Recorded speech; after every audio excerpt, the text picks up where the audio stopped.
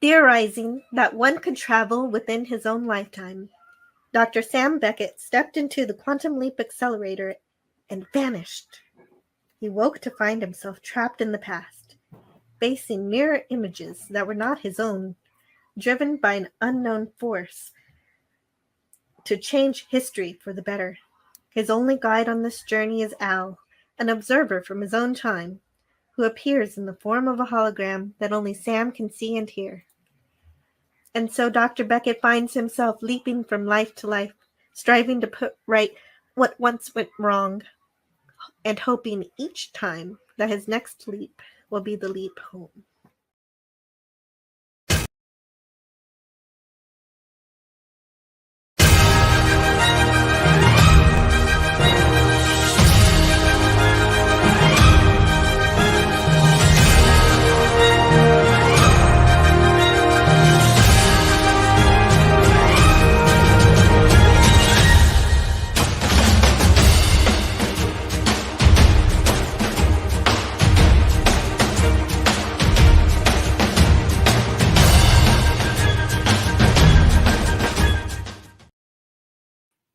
The Fantasmagorium show proudly presents In the Loop, a quantum leap celebration. Sam has leapt into Sam. What if you could leap into the younger you? What if Al told you it wasn't going to work out the way that you wanted? And then later in Nom, Putty and Cassandra from Crucial Taunt are there. Also, we're saving Sam's brother. I am Scotty R37. Antiderivative is here, and Steve will be calculating the odds on how Ziggy gets us out of here. And hopefully, we will be visited by a person from Scaro. Jill, how are you this evening? Hey, I'm doing great. That's how are super you? Babu. I'm really jazzed to be getting into season 3 of Quantum Leap. Yeah, me too. And with an episode like this is a great way to get into it. Well, it's a great, we did have sort of a touching, heartbreaking Al episode last time, and to finish off season 2 and to start off season 3 with like a 2-hour movie of the Becket clan. Well, yes, this kind of leads from that episode in which we dealt with Al not being able to change history, and here we have Sam not being able to change things he wants to change also. So the show just gets so much better when it doesn't completely ignore the functionality of the leaping and the malleable timeline aspects and how Sam can affect it and how Ziggy can only predict. Ziggy kind of does a pretty good job at calculating the sort of butterfly effects that Sam is introducing. Well, sure, but Ziggy does come back. Sam's actions can alter Ziggy's predictions on a dime, as it does in the second episode when the what are they called? Sappers? Yes, the Sappers. I assume that's an enemy. Don't actually invade the river. And so this one does have a little bit of that sort of what exactly can be affected by the decisions of the past throughout. Like Sam is in the first episode very much, I don't want to leap. I don't want to leave. Yes, and this highlights the supernatural higher power aspect of this show instead of the quantum mechanics aspect of the fantasy side of the show more. But the drama worked for me for these episodes, and I think the second one's better. I like the second one more. But the first one's good too. I don't know what it was, but the second episode, I'm jarred by it. Mm-hmm. I can understand that. The action of it all, and I'm like, I think that there was a moment that my brain actually shut down, and I was like, did he just mow down a bunch of people with a machine gun? He did. And that really, I don't know. I am a sensitive lad, and I think that was something that was a little too much. And I think my brain actually shut down after I saw It Sam is. commit It doesn't sound wartime. like a thing he would do. Of course it wouldn't, but you have to remember that that some of the leap he stays in Sam, is part of Sam during the leap. Sure. Well, and also, and we will continue through, and spoilers, but Magic from the second episode, Magic? the guy who Sam leaps into, Yes. that guy is played by Ernie Hudson in the new Quantum Leap. Oh, okay. So Same character. he goes on to do something with Quantum Leap. Yes, apparently. I haven't seen the reboot or the continuation. Ernie Hudson. Wow. Ernie Hudson, yeah, plays Magic. That's pretty cool. His name is Herbert, if you don't want to call him Magic. I like to call him Magic. Yeah. Mhm. Do they call him Magic in the new show too? Not that I'm aware of. I haven't seen it. You know who has seen it? LDG. LDG has seen the new one. Yes. And I haven't seen it, but I do like the fact that they use some continuity from the original show. So that's cool. Mhm. Maybe sometime I'll get around to watching it. I don't know if we're going to review it, but maybe. Well, you've made the suggestion before that it's more of a season than an episode by episode kind of thing. Oh, is that? I haven't watched it. If that's how it is, then we can watch the whole season, and once we're both feel we're Sort ready, of caught up, yeah. then yeah. So we could watch it on our own, make notes, and then once we're ready, we can have a podcast, a random season 1 podcast for that. Yeah. Like, I like the adventures of Sam and Al, and that's why we're going through this one. But I don't necessarily feel the need to follow the entire, plot strands. Right, exactly. And Episode some by episodes are episode. going to be better than other episodes, so we can laugh at some and maybe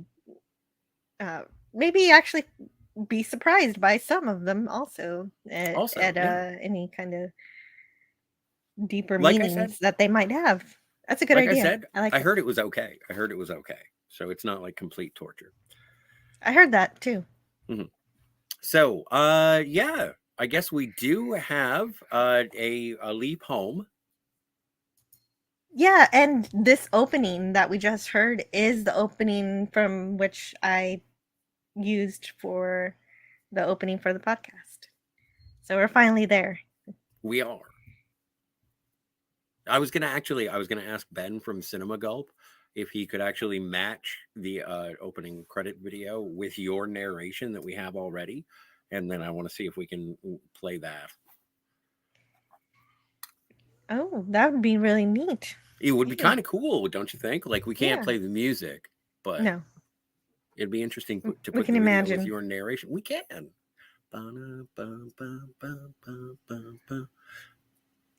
Or we can have you do that in the background. I'll just do the whole theme in the background. Yeah. Moving on. So we do get a recap. It is the season premiere. We get a recap, and we're in the corn. We're in the feeding corn, and you know what that means? Pheasants. Well, apparently, according to the director, Joe Napolitano, the corn was painted by hand so that we would know that it's fall. And also, this is one of Scott Bakula's favorite episodes, according to his thoughts from the 2009 convention. That makes perfect sense. And also, it kind of reminds me of when Brent Spiner plays Dr. Noonien Soong, where he gets to play sort of his own father kind of thing. And so it's a great acting challenge. Yeah, absolutely. It is pretty neat that he plays his own father. Mm-hmm. It was kind of funny at first it's a little funny when you first see it, but it works. He changes the performance and his voice enough. I always got this sense. Well, no, when I first started watching the episode, I saw the old man makeup, and then as the episode went on, I was like, no, these are two distinct characters. Like, he's doing a good job. Yeah, he is. And the makeup to put for that took over 5 hours to apply. Same as a Klingon? Is that the same amount of time as a Klingon? Well, I thought old a age Klingon makeup was is 3. difficult to do. True. And we know that the first episode of Next Generation did a much worse job than this. The first episode of Next Generation? Oh, what, with Dr. McCoy? Admiral Yeah, McCoy? with Dr. McCoy. Well, of course, it's amazing to see Dr. McCoy and DeForest Kelly, but the old age makeup there was terrible. Here, it's somewhat believable.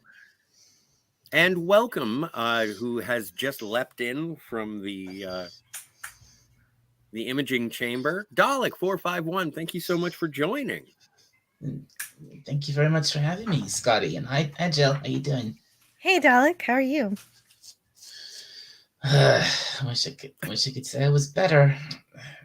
Well, but that's what Quantum Leap does. It gets us into a better mood, and what better couple of episodes to check out than this Sam. But Yeah, right, exactly. And here's the opening shot of Becket Farm. This is actually from Field of Dreams. Is it? Nice. Yeah, there's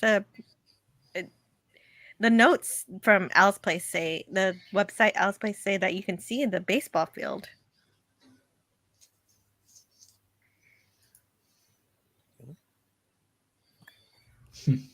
Hey, guess look. Jill, do you know who this lady is? Dalek, Let's see. Do you know who this lady is? I do, only because it's in my notes. Do you know? Oh, okay. This is, I don't know the name of the actress, but this is Dr. Toby Russell from the Star Trek The Next Generation episode, Ethics. She's the one who does spinal surgery on Worf. Right, and Riker's supposed to kill him, right? Mm-hmm.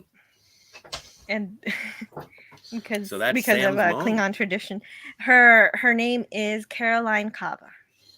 She's really lovely. It took me a second to not think of her as the person who was, experimentally performing surgeries on Klingon. Well, thank goodness she does. Well, thank goodness, but she's willing to take risks straight through human flesh, and she is not permitted to practice medicine on the Enterprise D under Dr. Crusher's command. Yeah. And Sam has just run away from a girl who asked him out to the Gobbler Hop, and he's home. He's very affectionate, and as you would upon the opportunity to revisit lost loved ones. This is so nice. I appreciate no one's weirded out by it, even though he's very, very excited, and he's like, I'm just so glad to see you, and hugs. And well, there's a reason for that. As a mom to someone who's not quite a teen yet, there's definitely a point where your kids don't run up to you anymore and hug you every day like they used to. And so when they do, you don't really question it. And it's nice. Mm-hmm. And so that's what Sam's doing here. And then, yeah, it's nice. The only thing that's unnatural is when he's nice to his little sister. Mm-hmm. How do you mean unnatural? Well, they start a typical sibling fight that usually ends in a screaming match and everything, and just like really, really, just normal ways that brothers and sisters fight. And then he's just like, you can have the thing that I should actually want. You can have Tom's room. And of course, it makes sense to the audience. We understand why he's being overly sentimental and sweet and doesn't care about material things that don't matter, like a room.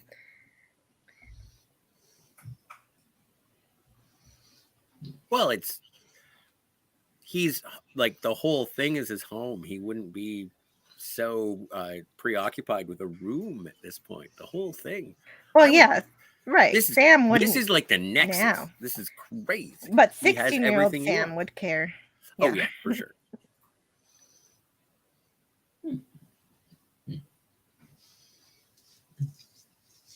It is really interesting as well. Like this entire time, this is kind of the difference of having to wait from the end of a season to the beginning of a season, which was like at 4 months, 5 months back when this originally aired. And after just going from MIA to this is interesting, and I am just waiting for Al. But yeah, Sam is home and he's loving the home cooking because this you're is right. the It best. feels like a 4-parter. 3-parter, but no. I'm including Seabride because it was kind of like a jovial kind of fairy tale version of MIA. I'll allow it. I agree. It's kind of like, you know how Family in Next Generation is like Best of Both Worlds Part 3. Yes. Seabride is kind of like the Sam and Al trilogy, but it's the prologue. But yeah. Oh, yeah, that's where we first. You gotta stay for the peach cobbler. It sounds yummers or whatever. It might not be. There might not be any left by the time you get back. Save you a slice. Thanks, Mom. Oh no, but it's such a great performance from Bakula. It is. No, he's adorable in this episode. He behaves like a teenager somehow. So, which is why the magic is in actually watching these episodes. Mm-hmm.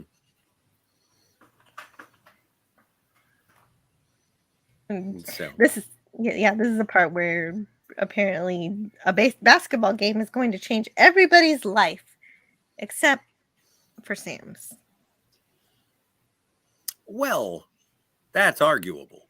Well, as it turns out it is, but as it seems at the beginning, that's what it looks like at first. Because MIT doesn't care. Like I've never known MIT to care whether or not you've won a basketball game.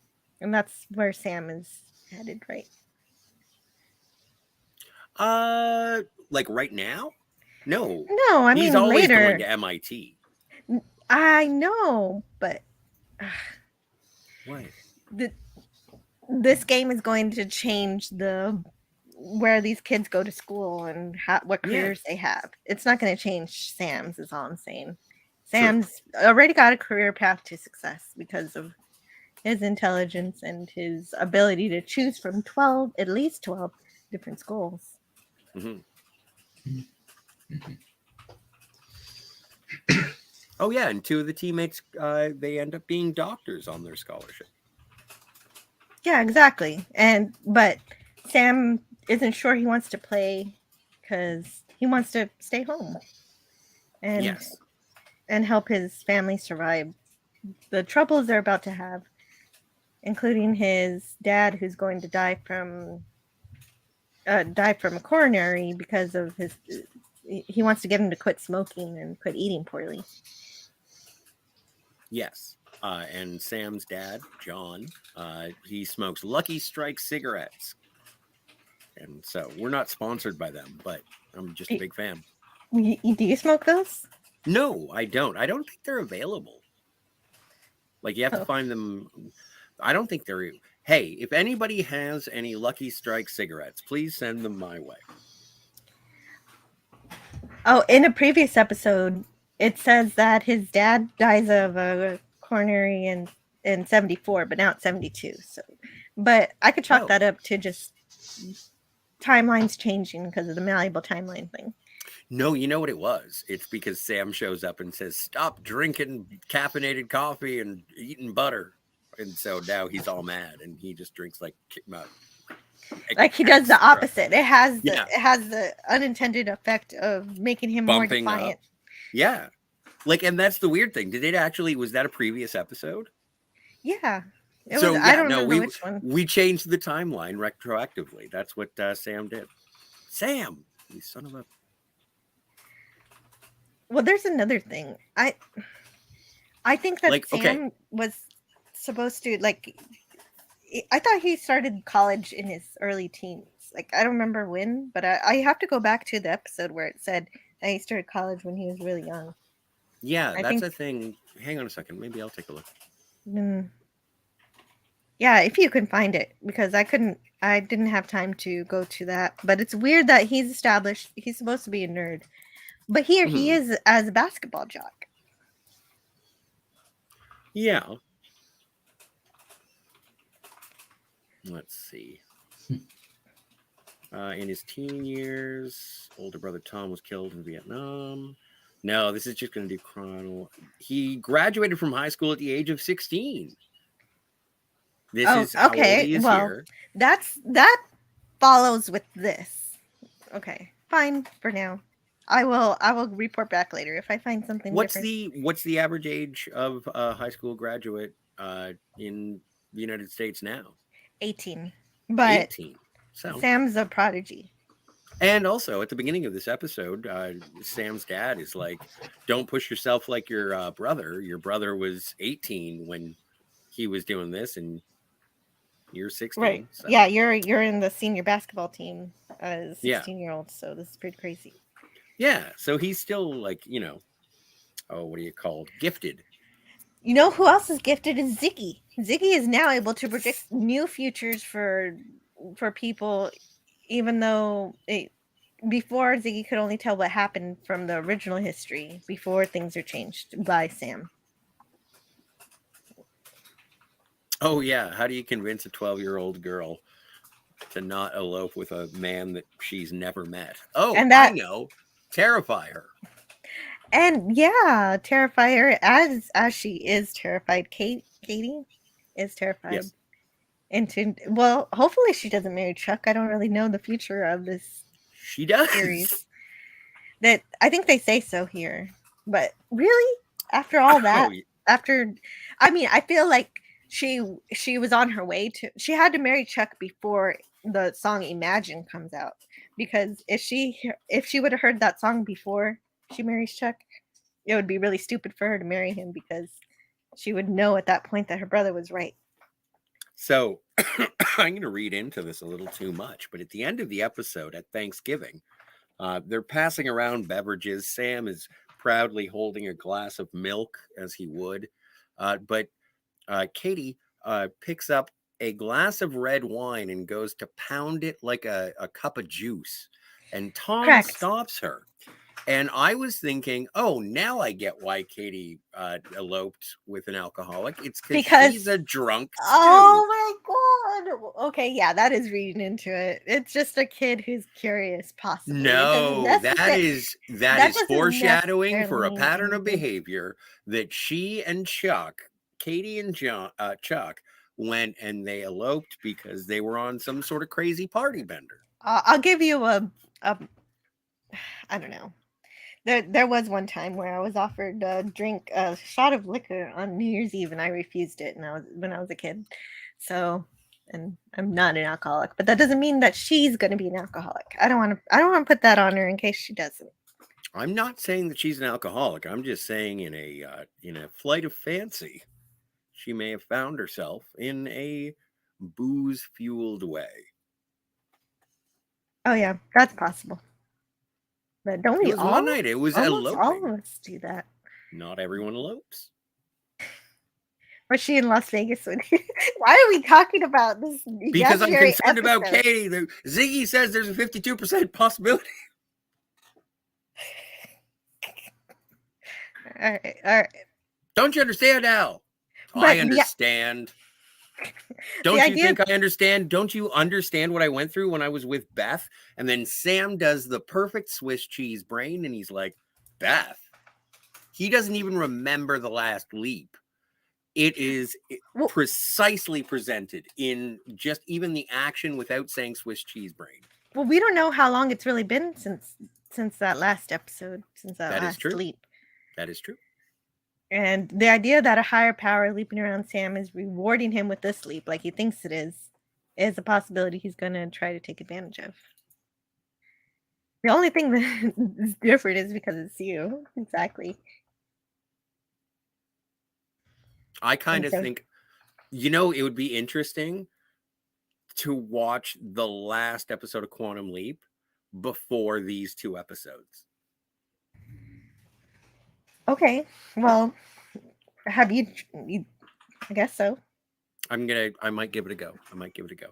Give it a try. Otherwise, Sam is just going to keep leaping around forever and ever unless you can reconcile this, Scott. Mm-hmm. You haven't seen the last episode, have you? I am sure I have. I just don't remember it. I don't remember. I got a Swiss cheese memory of myself, of my own, and that is why I relate so much to Sam. And so I we don't have John. 6 doctorates, so just 1 bachelor's. And but you did graduate high school when you were 16.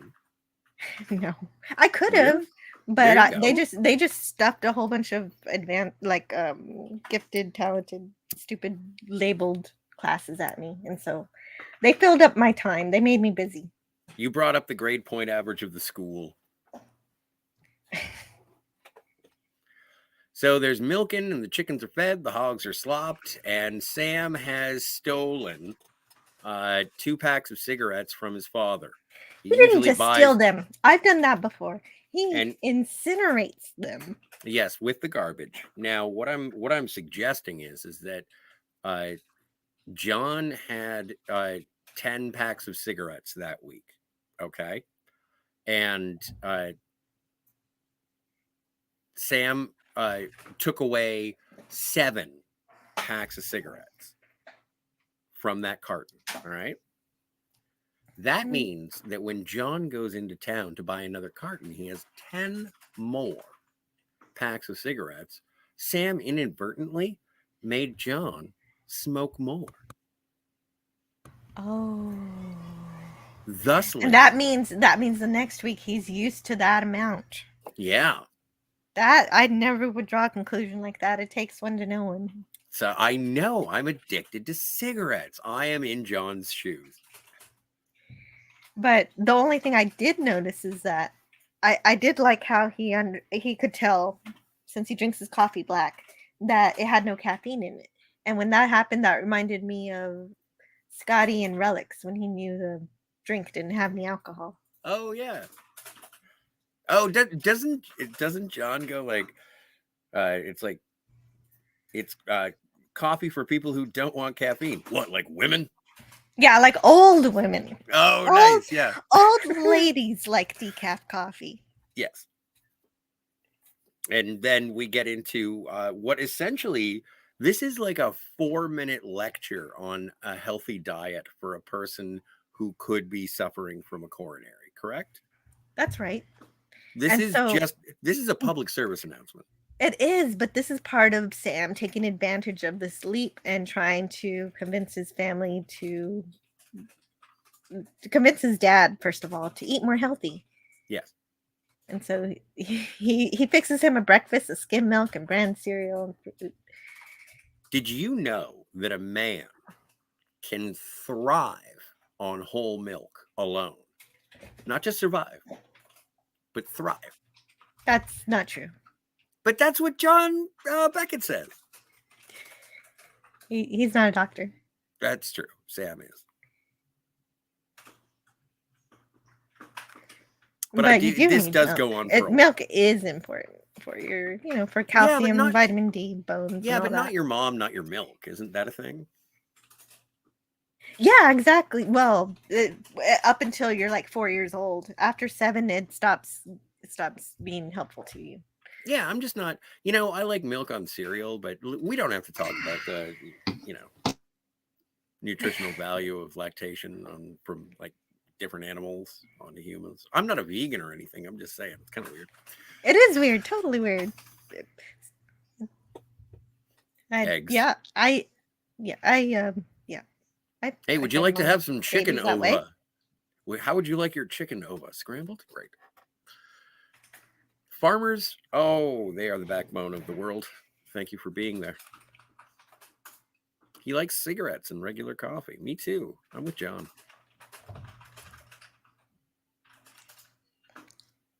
It sounds like Dalek is writing an angry letter. Is he? Oh, he might be writing a short story. Cool. I wish I was. What are your opinions of this whole flashback to Sam's youth, Dalek? Well, it's definitely one of the better episodes of the series. You got this whole whole drama with Sam and his past family, his parents, his sister, his brother, um, who's who he knows is gonna, and obviously this is obviously very personal for Sam because he knows what's gonna happen to each of them. His dad's gonna die, his brother's gonna go to war in Vietnam and never come home, and then what happened to his sister again? His sister marries an abusive alcoholic. And Sam doesn't want to win the game because he doesn't want to leap without helping his family through all of these things first. That's a thing. It just occurred to me. I like how this episode, slight spoiler, and I kind of like how this whole kind of triumphant then downer ending of this first part. They have the whole thing with the basketball game at the end. And right, and then Al's just like, "I'm sorry, Sam. Your brother still dies in Vietnam," and I was like, "Oh man." Oh yeah, that hits hard because your brother still dies. Yeah, but luckily they give you the next episode the following week. You don't have to wait too long. I didn't have to wait long at all. I know. Hit next. But it's just kind of occurred to me. I mean, like someone like a genius like Sam playing basketball. Shouldn't it be? It doesn't really work. Yeah, it should be like a chess tournament or a debate club or something, or mathematics. I think there is a correlation between mind and body, and the only thing that I can think of is that if you're a traveler in time and space, then even just being an astronaut requires you to be physically fit. And so I understand that Sam would be a physically fit guy. And that's true. The two aren't mutually exclusive or anything. It just would follow his character a little more aptly if he wasn't a jock that was getting girls but still running away from them. I mean, that's another thing. He's literally got a friggin' cheerleader pining him. A cheerleader. I mean, how more jock can you get there? Well, he's also, let's not forget, he's still suffering with the memory of knowing that she marries no-nos. but Ziggy hadn't told him that yet. Oh wait, maybe. Oh, he probably learned it. Al does. Al is like, you know what? You're just sticking around here so you can hang out with a chick who's gonna marry no-nos. Anyway, oh yeah, no. Oh my stars! Al is super creepy in this. He is episode? Towards the cheerleaders. Yes. Yes, the pom-poms. Well, he does both, but this one's worse. Yes. This one is worse. Yes. So yeah, we start talking about the death of Grandpa Becket, which it was a horrible thing to say, and which I didn't realize until now that Scott Bakula played Sam's. He played his own dad. I didn't realize that. Oh yeah. Oh, that's a testament to his acting abilities that you didn't notice that.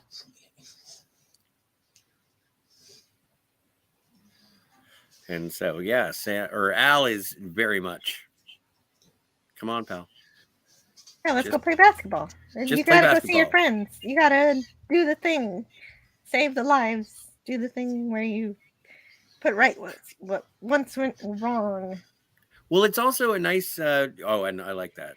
I like how I always love it when Al takes the exit. But it's kind of the flip side of the last episode where Al was like, oh, no, Beth's with Dirk. It's like, I can't be with her 24 hours a day.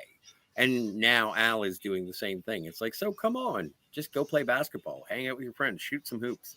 You're never going to be here again. Yeah, they exchange roles from last time. It was Sam telling Al, you can't do this. This we can't do this. You got to move on. And now it's the same thing here. Well, also, but I appreciate that was really an episode of Al learning his lesson, and now he has to impart that lesson on Sam. Oh, yes, and then there's a monkey. Welcome to Teen Wolf.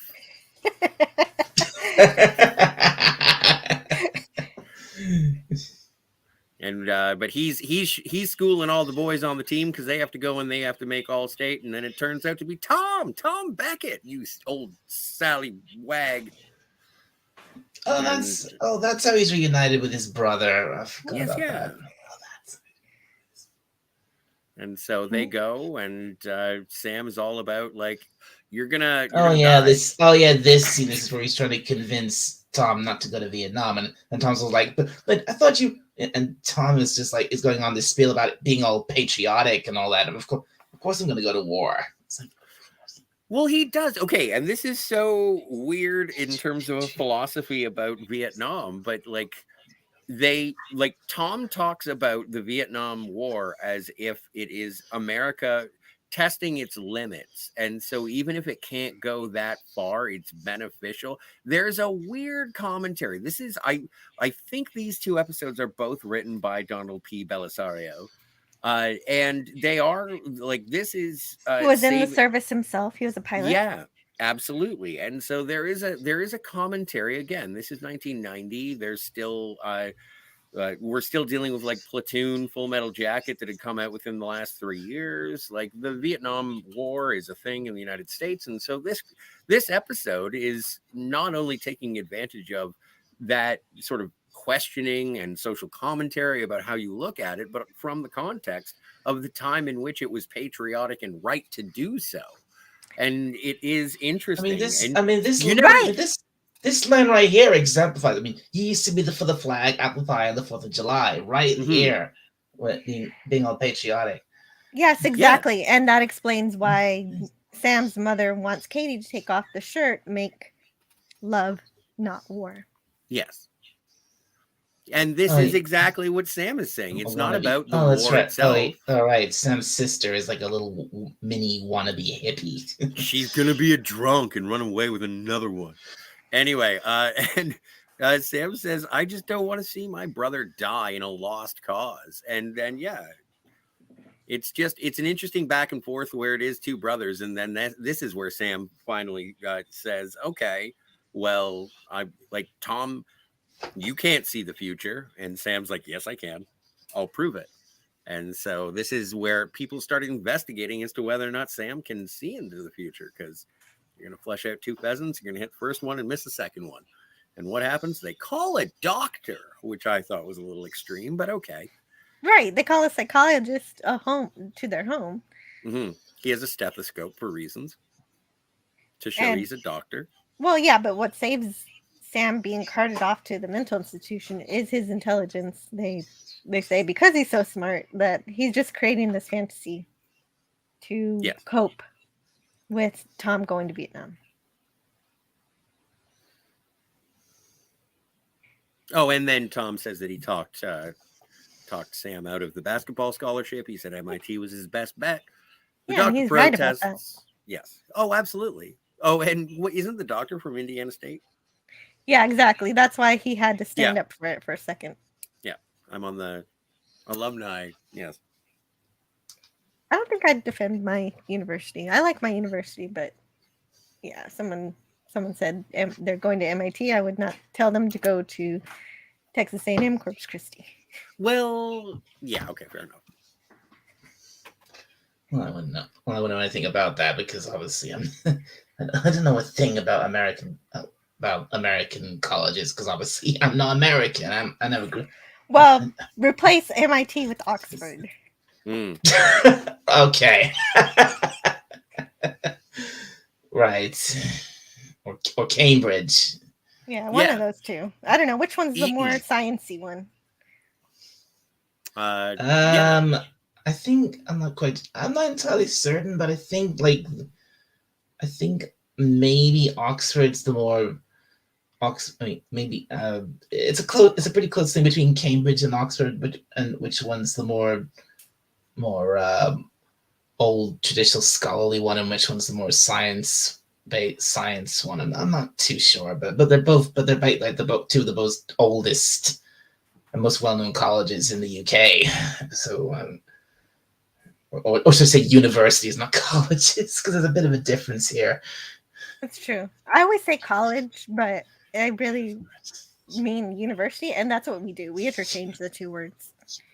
We don't make the distinction here.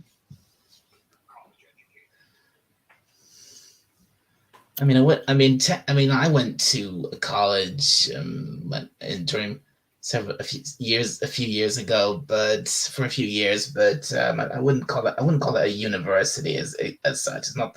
It wasn't that high level.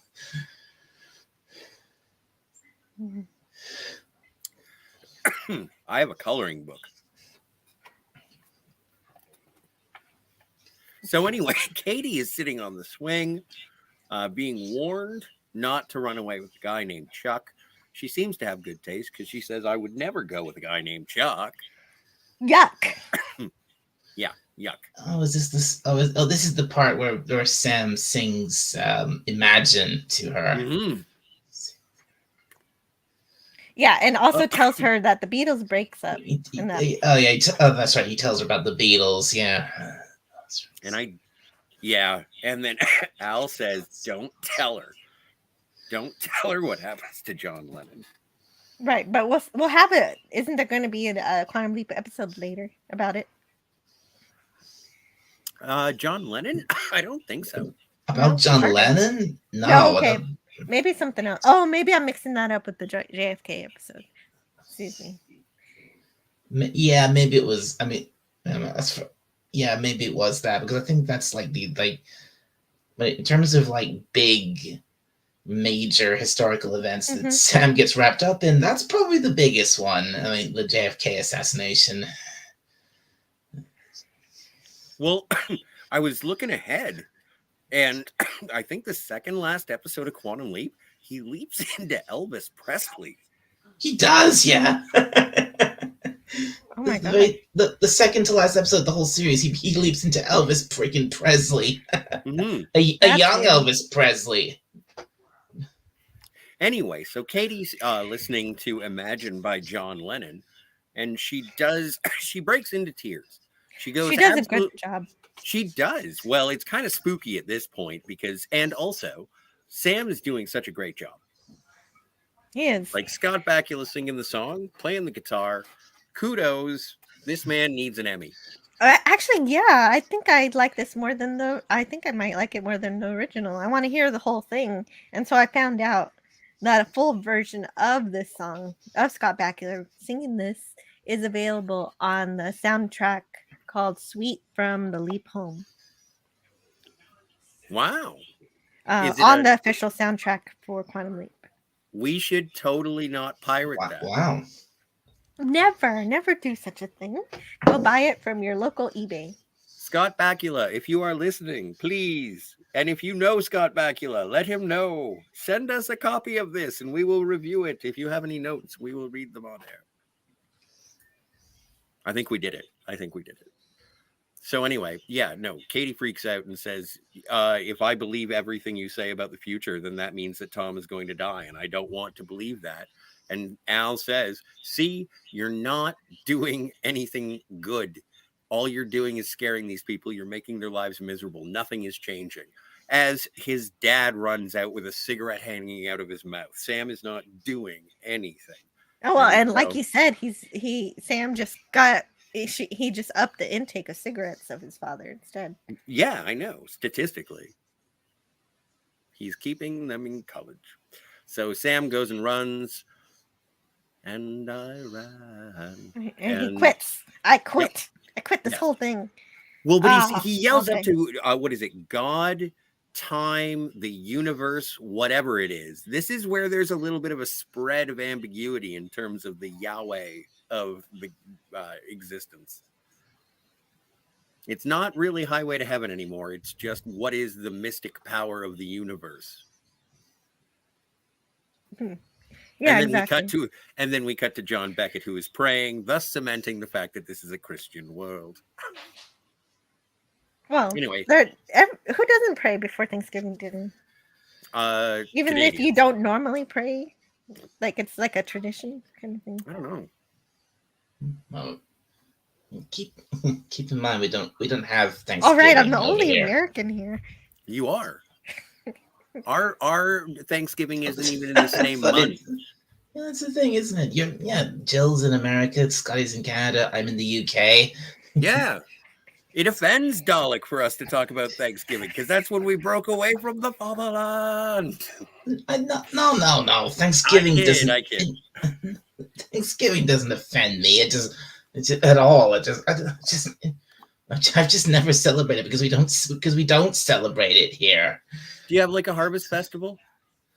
We probably I'll be we right most back likely in just a do. second. Yeah, something like that.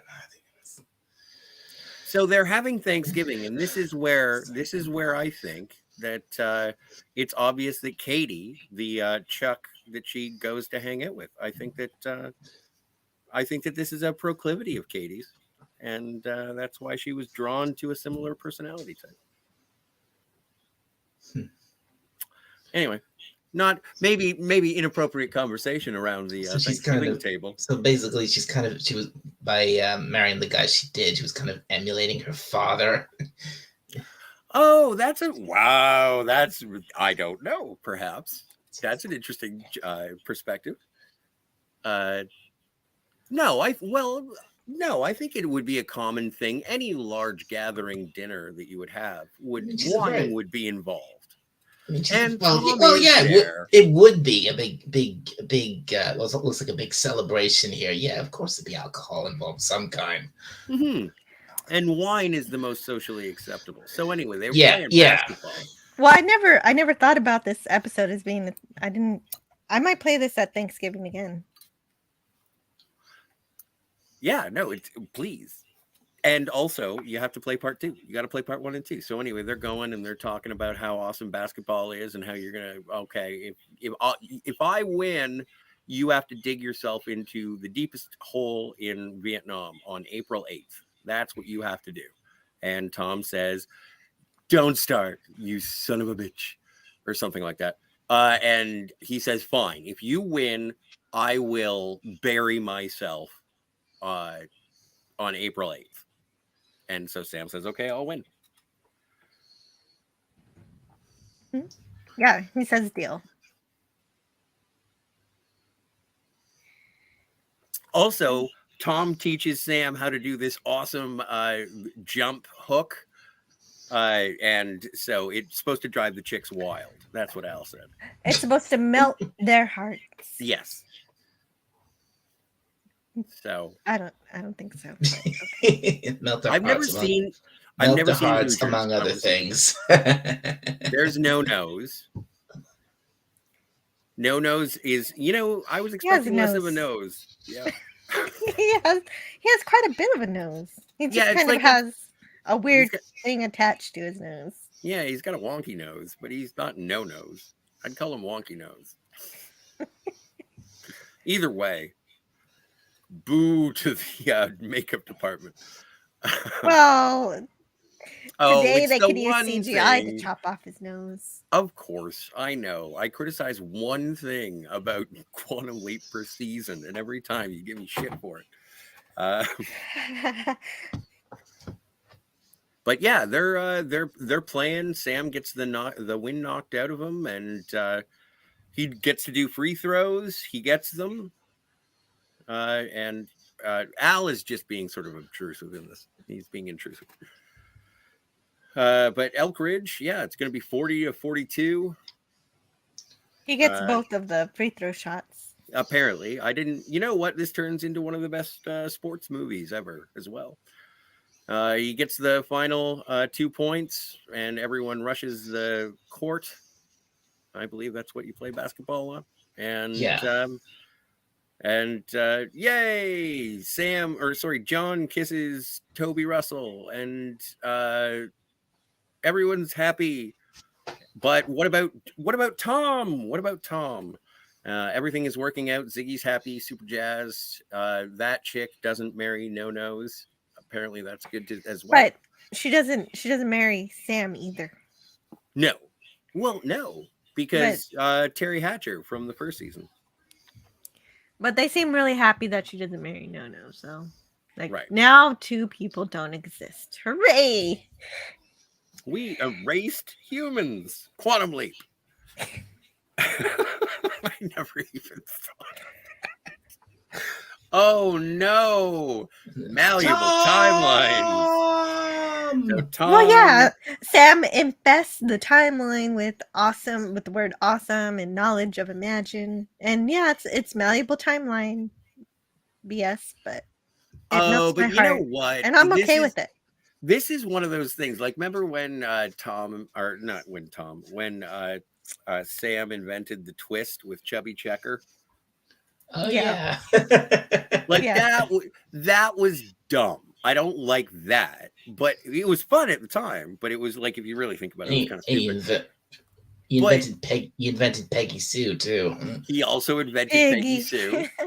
He also invented the Heimlich maneuver. But no, but like when he teaches his Yeah, sister follows with all weird that. words, I'm okay with, if you're going to introduce common slang from the future, you're allowed to do it to your younger sister. You're allowed to, in the future, people will say Shazbot. And she uses it too. She does. And she teaches her little friends, so it's going to catch like wildfire. I hope so. How do we know he didn't invent the bloody thing? It's kind of like what Yeah. David Tennant. It's kind of like what David Tennant says to Freema Agyeman and what should I say, the 10th Doctor once said to Martha Jones. Crossing one's timeline is strictly forbidden, but except for cheap tricks. Oh, I forgot to mention the last episode was aired September 28th, 1990, written by Donald P. Belisario and directed by Joe Napolitano. Even though I did mention him, I'd forgotten that part. And he leapt into himself at age 16 in Elkridge, Indiana on Tuesday, November 25th, 1969. And that's why we had a Thanksgiving episode. I have a question. Yes. November 25th, 1955. Is November 25th anything to do with Back to the Future? I don't know. I'll look it up. It's Back to the Future have a Thanksgiving yeah. November 25th sounds familiar. Let me just check this out. Anyway, Jill, what is that was the second episode? The second episode is The Leap Home Part 2. It first aired on October 5th, 1990, written by Donald P. Belisario. And this one is directed by Michael Zinberg. Ooh. And Sam leaps into Herbert Magic Williams in Vietnam on Tuesday, April 7th, 1970. Another Tuesday, the day before he predicted in the last episode through Ziggy that his brother Tom is going to pass in Vietnam. Well, get killed in the war. Yeah, get killed in the war. He's not going to pass away. He's not going to. He is passing away. Oh, he's passing away. Okay. Yeah, this is very much Vietnam show. I'm surprised how this kicks into action territory. This is the most intense episode of Quantum Leap I've watched so far. Yeah, this one's probably my favorite. It might finally replace my other favorite, which was the pilot. Wow. And so finally an episode that far back. Pilot. Wow. Yeah, that far back. I love the pilot about pilots. But more specifically, in Vietnam, this is set on the banks of the Mekong River, 5 miles from the coast, and they shot the episode 50 miles outside of Los Angeles in Corona, California. I can't pronounce it. It's some shooting range in California. Raahauge. Rahujan. Oops. Oh, right. I need my new slides. Hold on. Hadouken. I should have just put them all together. I don't know why I separated them. No, better to be safe than sorry. Thank you so much for doing the slides, Jill. And also, You're welcome. don't forget to subscribe. Hey, every nobody who's here, I would like you all to subscribe to Antiderivative Jill's channel. Also, subscribe to Dalek451's channel. Hey, man, how is Gary's mod going? Oh, Gary's mod. It's been a lot of fun playing, especially because I've been since getting it, I've been a little, maybe just a tiny bit obsessive. I mean, really getting engrossed in it because that's what I tend to do that when I get a new video game. Right. That makes sense. I've been wanting to play Zelda, but I keep getting busy with YouTube stuff. Because obviously, do either of you know actually know what Gary's Mod is? I saw a thing of what it basically does and how you can do machinima and sort of put different characters from different games into sort of different maps and levels and such, and so you get to manipulate the environments. Yeah, basically maybe game's not it's a loose word for it, because it's not really a game as such. It's more like I think the term they used for it was sandbox. I would call it more of a toy box. Because basically this is a game that lets you pretty much do literally whatever you want with it. You can be on any, you can have any map, you can have any you can be anybody, have anything, like you can have any weapon, any vehicle, you can do all kinds of crazy things. There's no limits. Well, and I saw a tutorial for it, sort of a frequently asked questions. But have you streamed it at all on your channel? Not yet, no. And I would be so jazzed to see that. The reason I got the game in the first place because I saw a couple of this YouTube videos about it, and what they were showing was like this apparently it was an extension, it was an add-on you could get for it, which was a TARDIS. You could have an actual TARDIS in the game. Can you fly around in it? You can, yeah. You can dematerialize. You can fly. You can literally fly it. You can.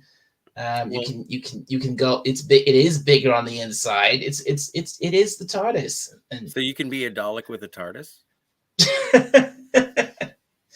Pretty much, yeah. Hey, Mikey. Yeah, hello to Mikey. We just finished reviewing the first. So I wanted to part. So yeah. Sorry, Jill. The Leap Home, and we're gonna review the second part in a minute after talking about Gary's Box World video game. Gary's Mod. Did you call it Gary's Box World? Box. Oh, Box World. That's even worse.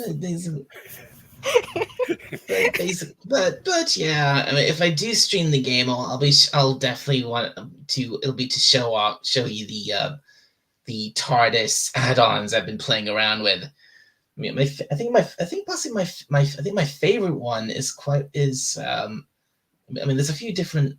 You get the different versions of the police. Got the different versions of the police box. You got different console rooms. You got like David Tennant's and Christopher Eccleston's the 2005 one. I mean, when I tried that one out, I stepped in. I got saw the classic police box from then. Stepped inside. I was like, yes, this is the TARDIS.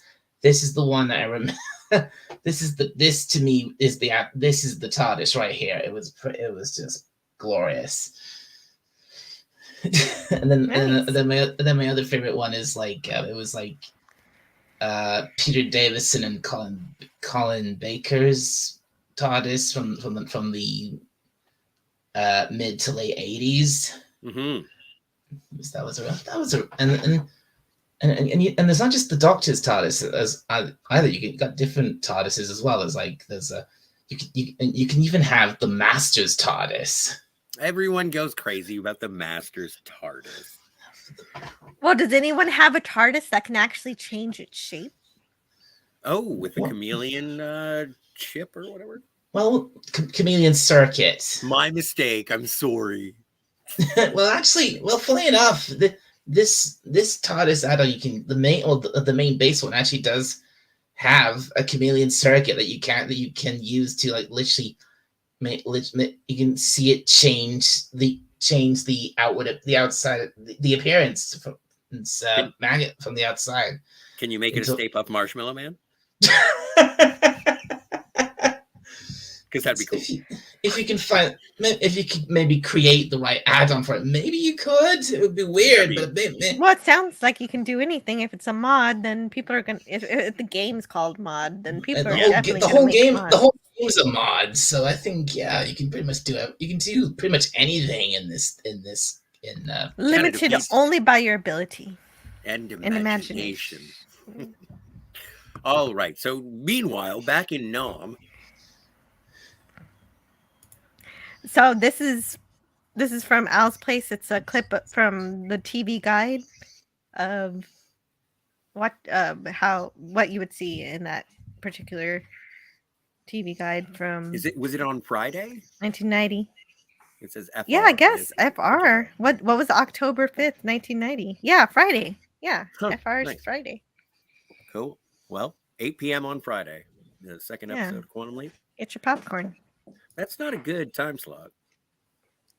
Right. But it's an action-packed episode. Like, they obviously probably... A lot of this stuff was, again, they lifted from a bunch of Vietnam movies. And also, well, that was the last episode. Meanwhile, last time on Quantum Leap, which I think this is the first time that we get a last time previously on. I think it is because I think this might be the. Is it the first two-parter episode? No, I don't think it is. The first episode was a two-parter. Of course it was, yeah, because it would have been because that was like that was the was opening it a two-parter or was series, it just really long? I thought that it felt like it was a two-parter. I felt like the first two episodes.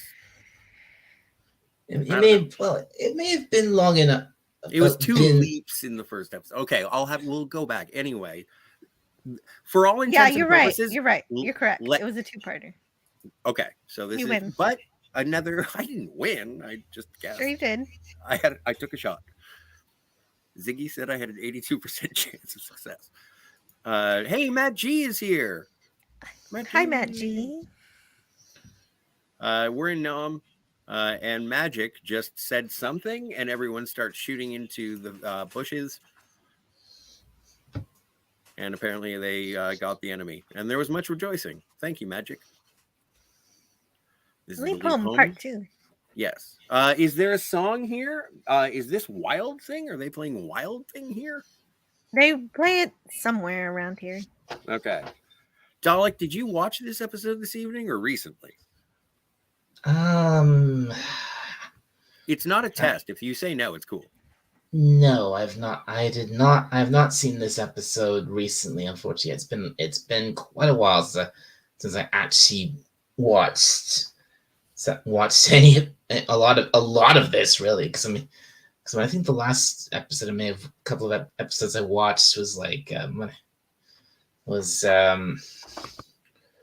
I think it was that haunted house episode with Satan? Not that one. They were in that house with that person who was trying to make that young woman drown herself in a lake. Oh, the lake episode where people were frozen at the bottom. Yeah, that one. The only reason I ask is because I was curious about whether or not when you watch these episodes, do you get the original music? That's a good. I should probably look into that because at the moment, the episode where I watched the episodes, I'm not. It was on this streaming service that we have. It's only here in the UK. It's called Now, and at the moment, I'm not subscribed to it at the moment. If you ever do get subscribed to it, check out Hello Peoria or Good Morning Peoria. That's the one. Oh, Good And- Morning Peoria. Yeah, and that has a ton of music in it. And in the it does. climax, in the climax scene, they play Shout. And if you don't get Shout, you're sure you don't have the right music. Okay, understood, Jill. Or if you play the end of MIA and you don't get Georgia at the end, you don't have the right music. It's all about the ambiance, the tone that the music provides in this show, and I really I think it's very appreciate it. important. I think so as well. And that's why I bought the Blu-rays. But here we have Diamond Farnsworth. He performed the water skiing behind the helicopter. That's the name of the stunt performer? Yes. Nice. Water skiing behind a helicopter. I mean, that's crazy. It's crazy, but the water's only 3 feet deep, so they couldn't use a boat. And would they I mean, they would never. I mean, if in the real Vietnam, they would never. No, I doubt any soldier so? would ever do this. I'm pretty sure they would. I've seen enough Vietnam movies to know that this is how Vietnam really was. No way. They water ski on being pulled by helicopters. You know what? I just saw it in a Vietnam show. You and did? I believe it happened. Oh, this one. Yes. And so in the space of a leap, yeah, we've gone from my brother's gonna die to being with his brother again. And that's exactly how Dalek described the entirety of the last episode, is how hard that hits at the end when he learns from Ziggy that Tom is going to die anyway. Yeah. I mean, it's just like it's like you get, like I said, you get the moment of triumph of them winning the game, and I was like, he's like, yes, everyone's lives is gonna be better, but then now it's just like, I'm sorry. Al breaks to him that his brother's still gonna go to Vietnam and he's still gonna die there. But the good thing here is that this is the first time I've seen in a while where one leap actually goes into the next one. Usually we'd leap into rerun episodes, so I'm real happy we're not doing that this time. Well, beginning of the season, though, I don't think that they would go straight into reruns in the first episode. I'm glad. Mm-hmm. I'm wondering if that means, because they were leaping into reruns all of season 2, I'm wondering if season 2 did so well that they're not skipping weeks. And I'm hoping that's what happens. It's only the second episode of the third season. We're going to see a new thing next week. We'll find out. Okay. Don't miss the things that haven't happened yet. Enjoy this that's happening now. Isn't that the entire rule of Quantum Leap? Pay attention to what you're doing. Come on, we gotta save Tom. Well, that's Sam's goal is the same save Tom, but Al's goal is to figure out what Ziggy says Sam is supposed to do. Yeah.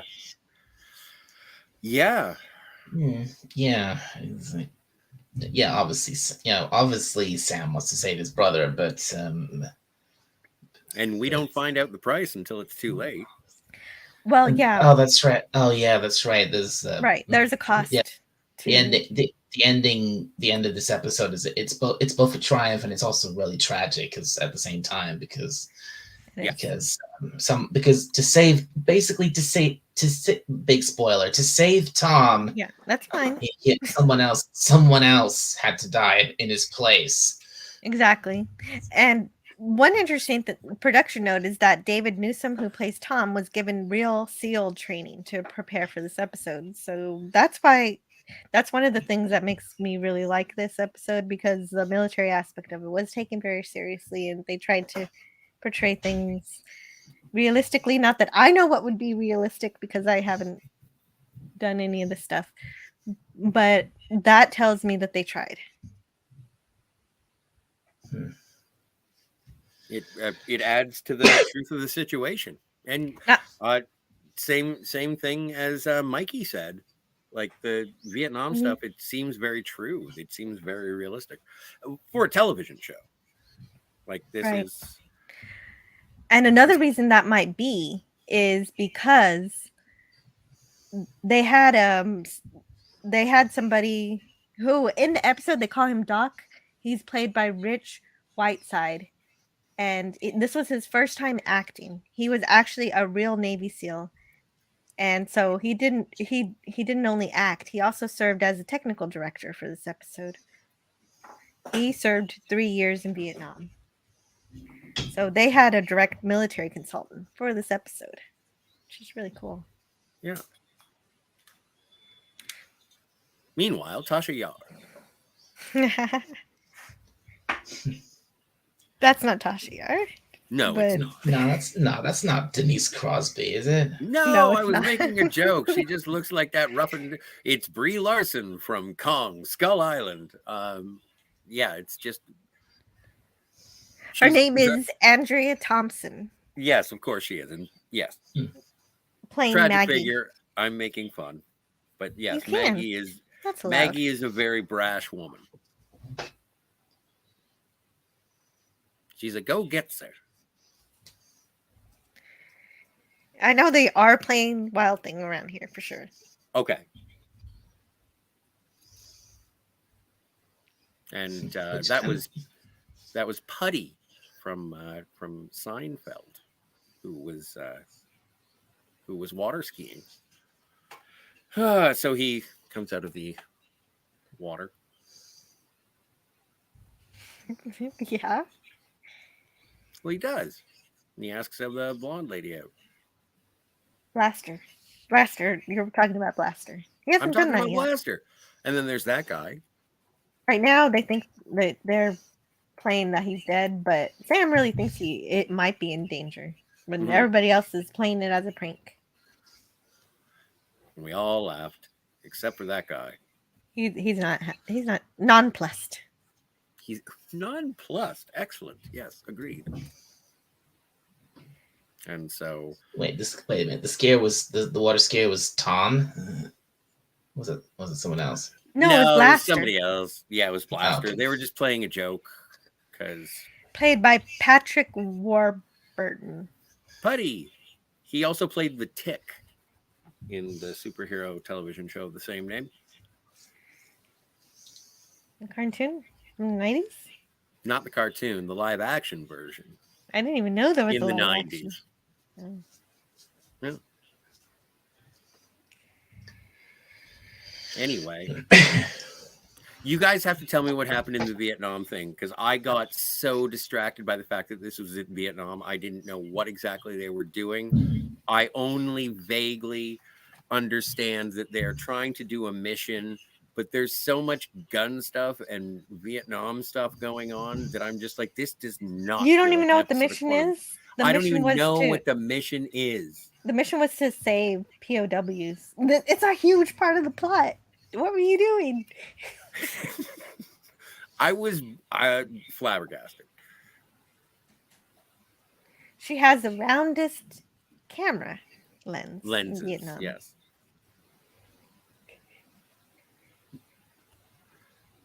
Like, we're just Vietnaming. No, and Al is in this uniform the whole episode. Alan's in his. I know. And Al is actually in his admiral's uniform, which is perfect in this setting, especially for him. It's exciting because remember he was in Vietnam himself, as we will learn to. Yes, he's right over there. Well, yes, we already knew from MIA that he was gone for a while, and for so long he was gone for 5 years, so that his wife didn't get any word for several years and believed he was dead, and eventually married a lawyer. Mm-hmm. Dirk. Yeah. Big shout out to Pabst Blue Ribbon, by the way. Oh yeah, no kidding. I totally missed that.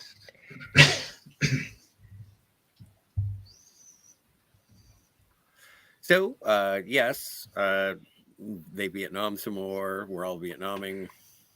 I've seen a woman. They've never seen a woman like that in a long time. Not since they shipped them. Yeah, they don't have those kinds of women on the ship that Al was on. Right. And then, And, oh oh, my stars, isn't she a harbinger of death? I thought maybe she was going to play a part in the story, but she's just there to show the horrors of war. Yes. She comes back later, too. Yes.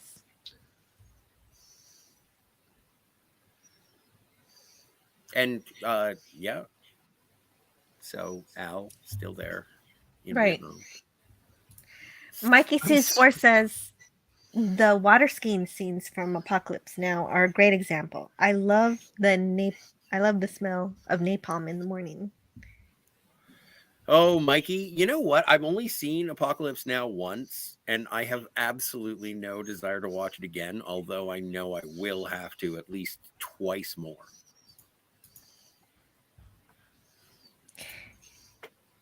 And Quantum... Oh, yeah, you read this one. Quantum Leap drew from several sources, and Belisario, the producer, did serve in the military. True story, yeah. He was a pilot. And, yeah. Didn't he create NCIS as well, I think? Anyway. Al, before he died, was a full officer. What position did he reach eventually? Well, he was an ensign in the season finale of 2. Imagine me, that ensign, and who hated anybody above the rank of lieutenant. But I think admiral, right? Yeah, he's an admiral. Admiral Calavicci. Right. Oh dear, I've got a problem here. Oh no, what's your problem? Have you tried rerouting? Wi-Fi's acting up. I might get the chance I might get kicked out. Okay, well, we'll know what happens if you disappear. Then hopefully you'll stay with us. If I disappear, it means the Wi-Fi just failed, and I got. I wish we had the sound effect for like Ziggy getting hit, like the cue. I was going to question whether or not this is true if seals don't wear underwear, but now I know a real seal is there who probably told them this. That's probably true.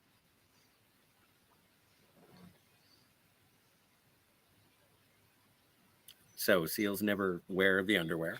I don't know. I'll be right back. I gotta take care of something. I don't know what it is yet, but I'll return.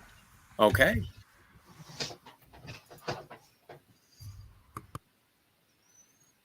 So, we're in Vietnam. It's just such a strange feeling watching this episode, and there we are. Whatever it takes to save my brother's life, and it gets very tangled in terms of the mission, because I know we're trying to save Tom, but then we also find out that not as before, Maggie is going to die this time, and Sam wants to prevent that from happening. So he expands his mission from his brother, who I completely understand that he wants to save, to this other woman who seduces him into bringing her along on the mission. Al even says, "You're barking up the wrong tree, lady. This is a Boy Scout. He's not falling for feminine wiles or wilds." Oh yeah. And then he does. Sam says it's a deal, and they do it, I think, which I would like to point out is an interracial coupling in the circumstances of this particular leap. So, stunning and brave. Yeah, he's magic. He's a black man, but it's oh my goodness. Sam is a Caucasian man in the blackface. So, well, it's not the first time it's happened. It's not. And the last time he was in A Guy Named Magic, also black guy. That's true. He was in Pool Hall Blues. It's not the first time. It's not the last time either. I don't doubt it whatsoever. So anyway, he's really handsome too. He is. Well, it's Ernie Hudson. Oh, crap! I gotta go again. Okay. So this is why I kind of lose track as to what's going on, and So I'm like, okay, who are we saving? Why are we saving? Your brother, I get. The Pulitzer lady, I don't understand quite. And Al is telling you that we have other priorities. The completion of the mission is the most important goal. And it's like, okay, with so many goals, so many conflicts, as we move forward, I'm just like, okay, so who did we save this time? Who, how? And success is usually at the end of the story signified by the fact that Sam leaps. So if he did everything properly, he leaps. This episode, it seems like right. he He doesn't. Sam fucked it doesn't. all up. Sam doesn't. No. Yeah, right. Sam does. He never leaves until he's done the one thing he's supposed to do to set time on a better path. Right. Never... And he doesn't do anything in this one to set it on a better path, except his brother. His brother lives. Does his brother live? Oh yeah. Tom lives at the end. Okay. Tom does live. I remembered that, and I was just like, good, I guess. And then you see that, yeah, we get to see the O. Henry of the whole situation is that because you paid attention to your brother, Al never gets his happiness. And I think that's reason. I think that's the reason why when he leaps is that he learns that. That was the entire purpose. Wait a minute. One of the POWs he's supposed to save was Al. Yeah. Was young Al. Yeah. Oh my God. What a coincidence. Well, but it all ties. It's a complete, over the course of the end of the second season to this episode, it's a complete story and seeing the balance between what Al wants, what Sam wants, and how those intertwine in the most, if you're following your own motivations. I have to save my brother. I want to make my dad not die of having a heart attack because he drinks milk all the time. Then you're going to mess things up. Even for the people who are closest to you. Like if it is setting right what once went wrong, he leapt so close to Al's life. And then it was like, okay, who are you going to save if given the choice between Al or you? And at the end of this episode, you find out that Sam would actually do more to save himself unknowingly than he would to save his friend. Because if he had followed the mission, Al would have got Beth, which is what we saw in the season finale, which would have tied back nicely. This is rather bittersweet. It's a lesson that with great power comes great responsibility. You know what I'm saying? It's like a Spider-Man thing. So by the end of this episode, Tom lives. The other woman dies, and Al remains a prisoner of war. Yes, and so he never gets to go home and be with Beth. Let's not say never. Well, obviously he gets to go home, but he still doesn't. But he still never gets to be with Beth. Yes, he does. Spoilers.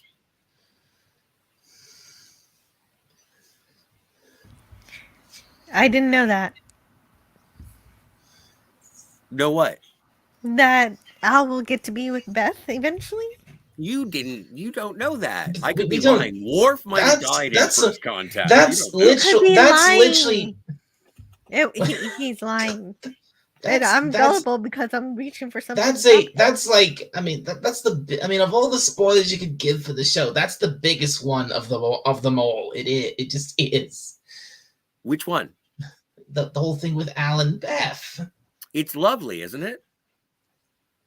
Well, I'm not going to corroborate. You could almost argue the entire show revolves around Al and Beth. It's a time travel show. You can watch any episode you want in any order you want. Well, the thing is that Ziggy isn't always right. And in this case, Ziggy is blind because the records concerning this mission are classified. So Al can't help as much as normal at this point. Especially a female reporter. So they're in Vietnam and they're going to take her on the mission, whatever. Well, no, they're not going to take her yet. He's saying, no, I'm not going to take you. Because is this when we get the, what do they call them? The sappers. Yeah, we're too much of a well-oiled machine, and you would throw a wrench in that machine, and so they don't say that, but that's exactly. But he says when magic gets gas, I break wind. Yes, not eloquently put, but point taken. See, and I'm totally, yeah. She's a journalist. She's there to capture the horrors and the triumphs and all of the good and the bad, all of the things in Vietnam. She wants to win a Pulitzer. Apparently, she mispronounced it and called it Pulitzer, which apparently is a faux pas in journalistic communities. Oh no! Now I'm going to mispronounce it. Now that I know that there's a way to mispronounce it. Good. Thanks a lot, Scott. You're welcome. Take your Pulitzer. Yeah. But yes, so there's Vietnaming. What's wrong? What's the mission? Let's go. Operation Lazarus. Oh, but what of Lazarus? He's in the antimatter dimension. Yes. Oh, look, it's Asia Carrera. You may best know her as Cassandra from the band Crucial Taunt in the movie Wayne's World. Oh. She was also the Relic Hunter, and she danced a tango with Arnold Schwarzenegger in the film True Lies. Cool. Mm-hmm. Wow. He's doing push-ups. With the lady on top of his back. As you do.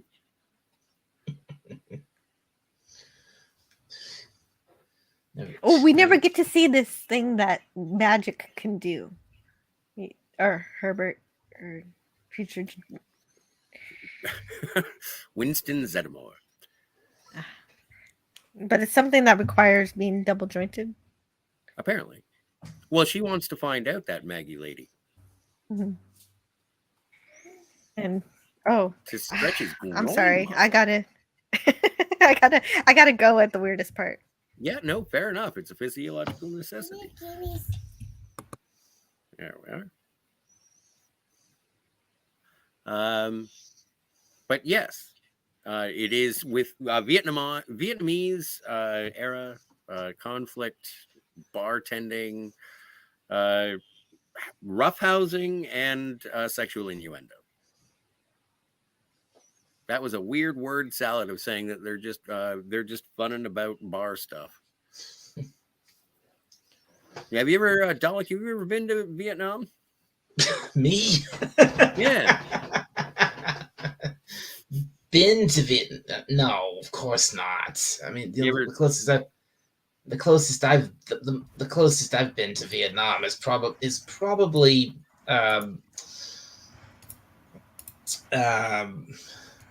probably, I don't know, when I was a couple of times, the times I've flown to Australia, and I landed in our plane, one of our part of our journey there. Our flight landed in the first time around. It was like we landed in Singapore, and then like the last time, I think we actually landed in Hong Kong, and so that's probably about the closest I ever gotten to Vietnam. I bought cigarettes from a 5-year-old in Saigon. I'm glad you helped his business. The little guy's dad was across the street making sure everything was. For me, there's only really one Asian country I really want to visit, and that's Japan. Oh yeah. Oh, I want to visit Japan too. That would be really wonderful. But I've never even been out of this country. So you've never been to Vietnam either, Jill? No, not even close. I mean, the closest. But the sappers are coming at midnight. Speaking of Vietnam, have you ever seen the Vietnam special of Top Gear? I don't think so. Maybe. Oh, go! You should go and watch it. It's It's I do like Top Gear. It's hilarious from start to finish.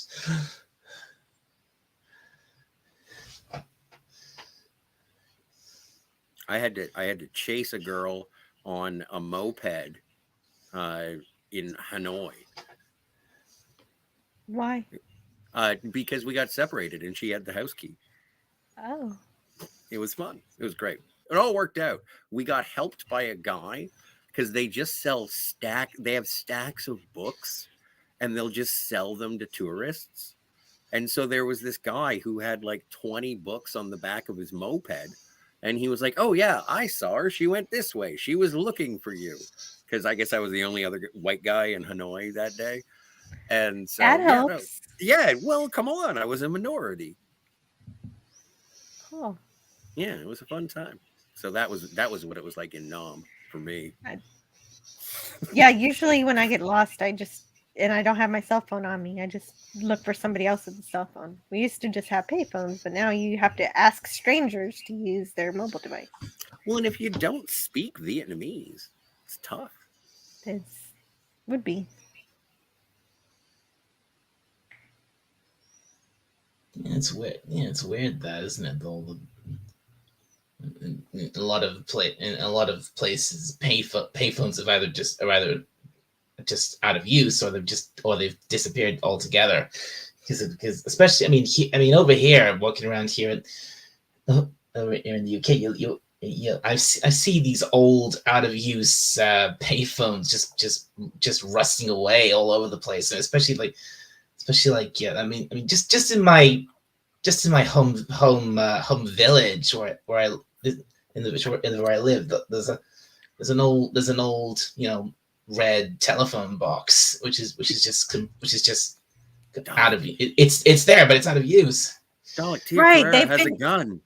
They've been right. They've been. Sorry, I went off on that tangent. Well, no, you're right though. The payphones have become artifacts, relics of a bygone era. Yeah, they're basically extinct now. So why? And this is what? Why do they throw Maggie in the wall and say if you see her try to leave again, shoot her, because they don't want her to leave the base, communications center. Okay. They don't want her to be in the middle of a fight. That's all it is. Okay. And so she's charged to keep her in there. Oh, spoilers! Tia Carrere is a bad guy. Through threat of violence, to keep her away from violence. And this is the part where you know the mission is, by now you know the mission is to save the American POWs. And this is the part where I thought, oh, Sam's not going to make it because it's going to be about the POWs. But this is before I knew it was going to be Al. And that's why they don't get saved. And so selflessness turned out, I finally figured out the theme of all of these last 3 episodes. The trilogy is about not being selfish. And also that no matter what Ziggy said, something Sam can do can make a difference. But you can't change everything. Yeah. But. And this is the part where the enemy is supposed to come attack the camp, but they don't, for whatever reason. Sam has changed history to where they don't attack the camp.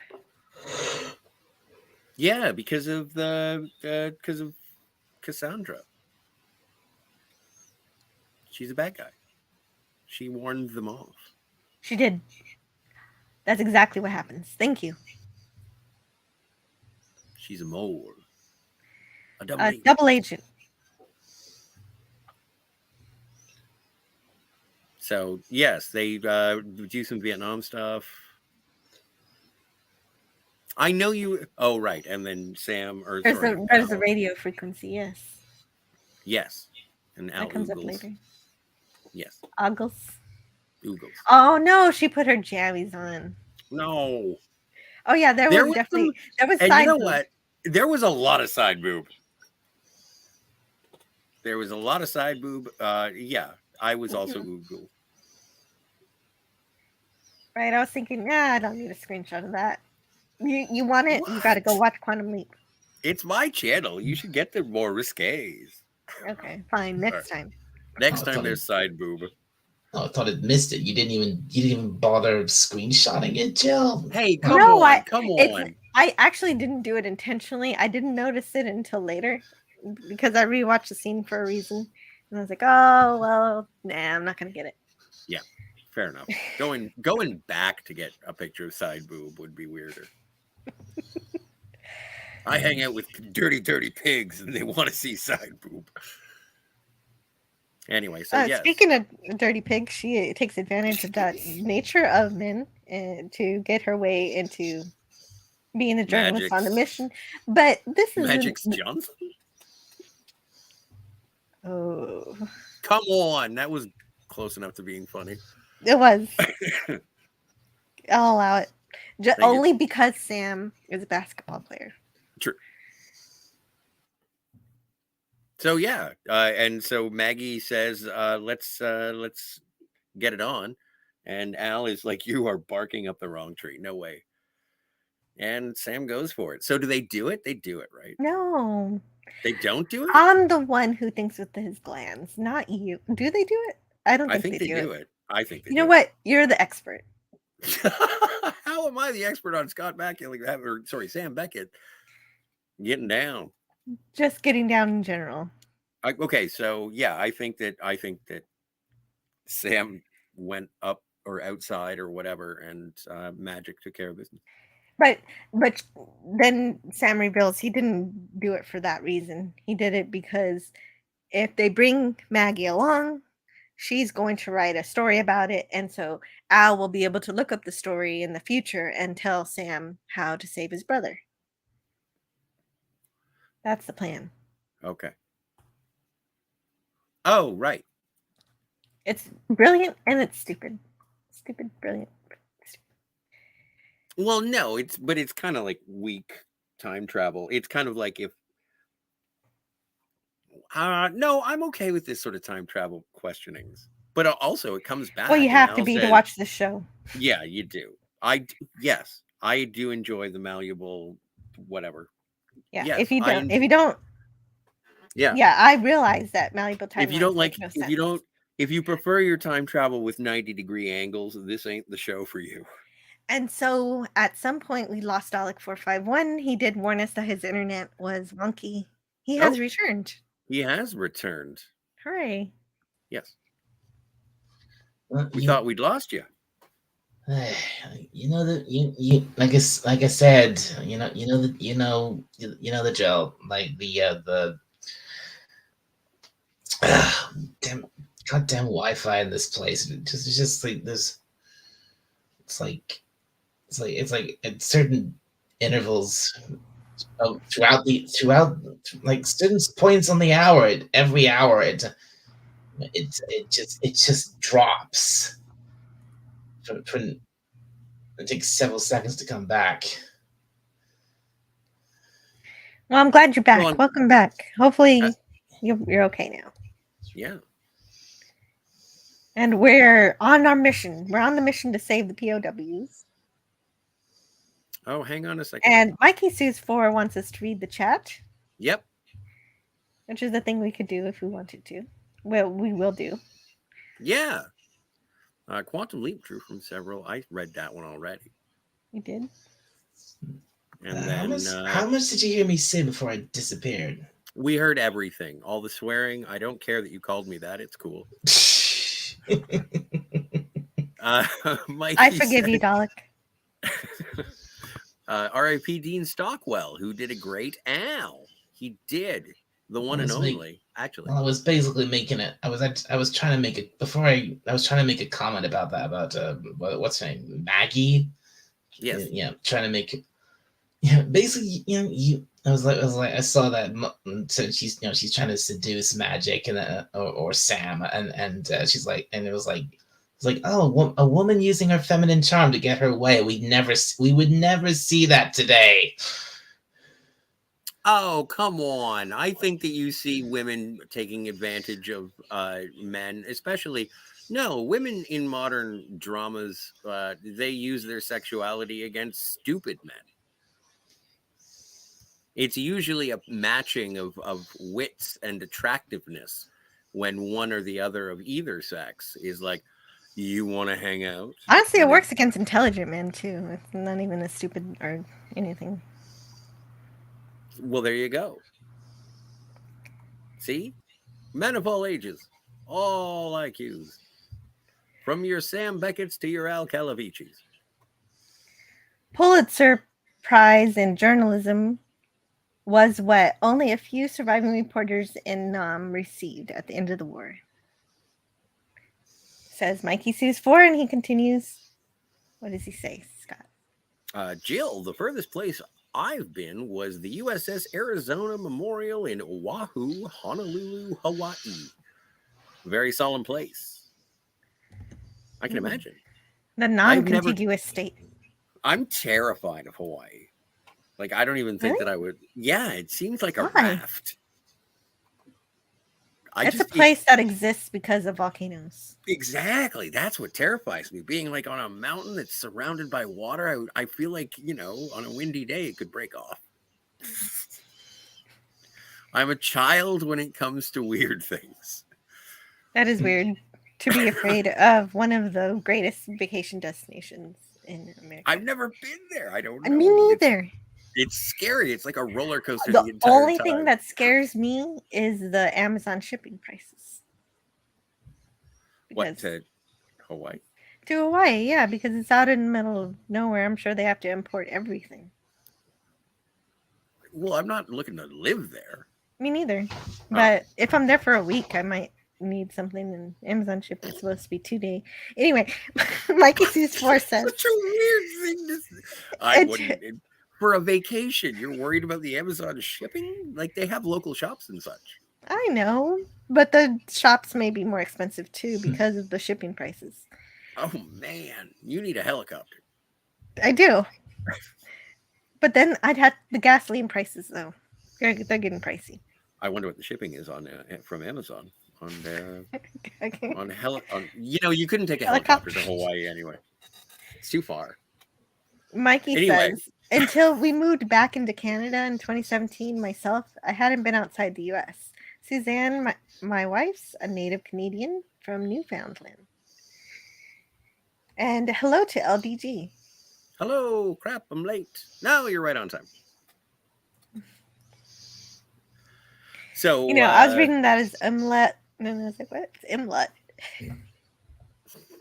Imlet? Yeah. Howdy. So lots of Vietnam things going on. Maggie Dawson.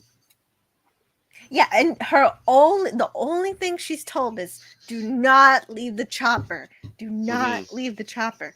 And if you want to victim blame her, you can do that right here, because if you're in a war with other men and they tell you that they only do this thing one way and you want to live, you find a way. Well, and speaking of things that you would make today, like, of course, this is the perfect comeuppance for the person who doesn't follow instruction and then ultimately runs away to find their own doom. And it's like the first person who dies in a horror movie. Yeah, unless she wanted that Pulitzer so bad, she was okay with this. Oh, so she's Lois Laning? No yeah. Superman. Yeah, she needed Superman at that point for sure to keep her from stepping on that tripwire. Oh, she blows up. She blows up. I'm sorry, it's not pleasant. No. But yeah. Al says the POWs do not get rescued. Yeah.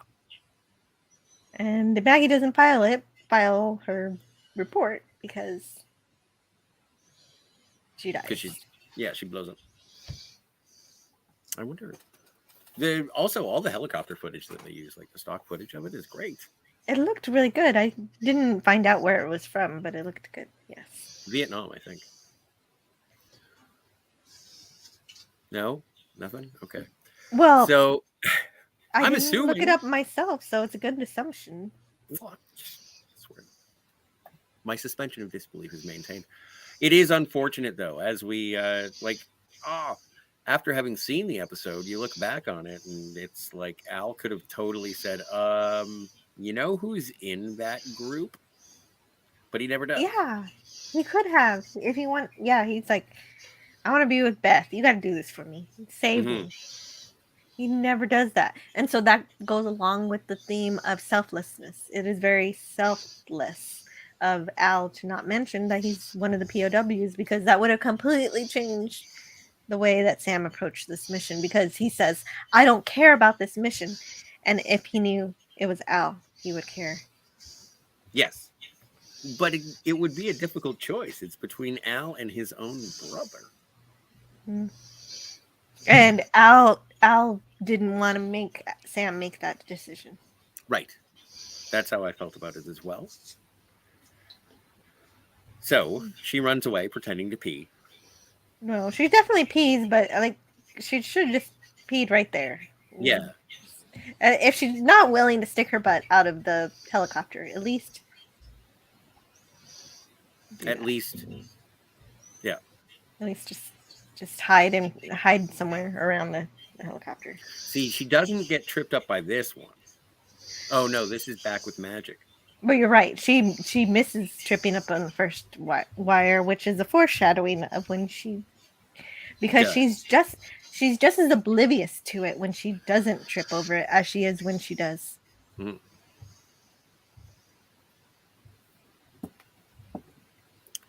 And Mikey says, LZ means landing zone for others who may not know. Thank you. That is. And there's, Oh, but you missed LDG, he says. Oh. Somebody used their Arnie voice. I thought it was get to the chopper. Do it. Do it now. Thank you. It's the same radio frequency or something. It's important because it is. That's the enemy radio frequency. Right. And that was on the radio back at the communications place. And Maggie knows what she's doing is stupid, at least. Yes. Right. The helicopter left without her, so she couldn't get to the helicopter if she even if she had wanted to.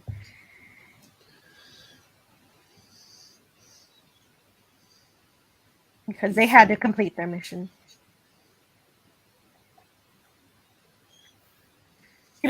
Okay, so now they know that Chow Hoi. She must have radioed them right after Maggie left the bunker. And she is. Yeah, she's leading them into a trap.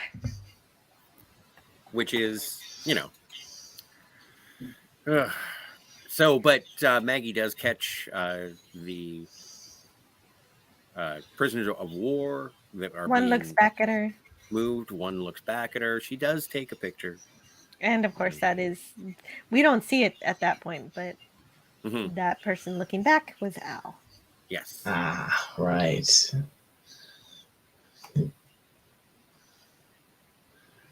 Because this is. So this whole thing. So we're not at that part yet. Yeah, no, but this scene is really. It starts off really quiet and really tense, and I was really gripped by it. Well, and this is the part where I sort of. Yeah. This is the part where I kind of my brain shorted out when I saw Sam just mowing down. But this was Herbert. Herbert's soul kind of in Sam. You're going to say that it was Magic's doing and Sam was just along for the ride? No. Sam does it. Sam does it. No, I'm not saying that. I'm just saying this is part. They've established in previous episodes that parts of the personality of the leapy do become part of Sam during that leap. Yes, agreed. And so that's what I see here. So he mows down on machine gun nest. Something in him tells him, "I'm in war. I've got to do this in order to save my brother and my troop and my brother's troop." Yes. And then, yeah. I agree. It is jarring. Pew, pew, pew, explosion, explosion, explosion. Vietnam That's tanks. right. Because the last time he killed somebody, it was just that one guy that he choked. Yeah. Well, and even remember when he was with his grandfather when he was Native American, and it was like, you killed 2 people before. I know. I can see it in your eyes. Now it's going to be like, oh my God. I'm going to need more paint Yeah. for this horse. Yes, exactly. Because they painted the horse with handprints, Yes, indicating for how all many the- people they've killed. Yep, that would be one red horse. So back, yep, we're still action scenes, blowing things up, everything's all right. And then Tia Carrera, He's who about plays to kill Tom. is sneaking up, but oh no, or I mean, oh yeah. Well, oh no, because somebody has to die. But she was about to kill Tom, so Sam kills her. Yep. And they play it really straight, and it's really like, yeah, it's a serious situation. It's and it's very real. Mm-hmm. And all over this entire scene, Al is telling everybody where all the booby traps are so that they don't trip over them or blow up. Well, almost everybody got the memo except for Maggie. And hologram can't stop, and oh no, there she goes. Yeah, she's gone. I'm surprised she's capable of communicating at all. True. Given that explosion. But we do get... And then just as she died, just as she's about to die, she can see Al. That's right. Thank you. That is the thing. People can now. That's a new rule. I wanted to bring that up. I wanted to mention that. I was actually waiting for us to get to that point. She's at that point. She can, she's dying, and then suddenly it's like she could literally see Al, the hologram Al. I mean, yeah. No, right. Really so that's a new rule that I did add. People can see Al when they're near death. No, dying. Do you think near death? I don't know. Well, I think if you're near death, whether you die or not, I think you can see Al because it's the same state, whether you actually die or not. All right. Because you're still not dead. You're still alive. The last thing you see is Al? Is there somebody who is near death but survives who can see Al? Not that I'm aware of. Not that I've seen. So I cannot be disproven until such a thing happens or doesn't, or such a thing. Until that effect. So people who are near death can see Al. They don't necessarily have to die. All we need now, possibly. I guess you're right. We're only sure that someone who is about to die can see Al. That's the only thing we're sure of. I extended it. It's not a big deal. We'll find out. Hopefully the next person lives. I'd love it for someone else to be able to see Al. Just briefly.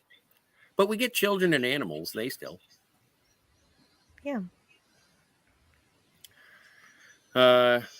You didn't kill her, Magic? He does blame himself. He has incredible guilt. Sam has such incredible guilt because he doesn't really drink. And much, if anything. And he is. But this is also getting very drunk. Yeah, but he's with his brother. Like, I think that safe space, if you will. And somehow his brother realizes that he's Sam. I don't think so. I think I don't know. Do you think he does? The wording sure makes it seem like. He says little brother, but I don't think that was like, I think that was just a colloquialism. I don't think it was a recognition that it was actually Sam Becket. The Laster does an extra push-up for Maggie. Yes. And then Maggie's last photographs. And then where? And she gets a Pulitzer for these last photographs because, of course, we see that she got a photograph of one of the POWs. Mm-hmm. And it is Al. And they achieved this by using airbrushing to make him look Why younger. did you mute me? It sounded like you were snoring. I didn't know if you were snoring. Yeah. Sorry. You were just breathing heavy, and I didn't know if you were sleepy or whatnot. I'm always thinking that I'm doing that. I don't know why. Just because I can't hear So- myself. Maybe I should only. Maybe I should. Maybe I should. Maybe I should mute myself, except for when I'm actually talking. Well, what I do Oh. is I move the microphone so I'm not breathing directly into it. Yeah, I didn't mean to be rude, man.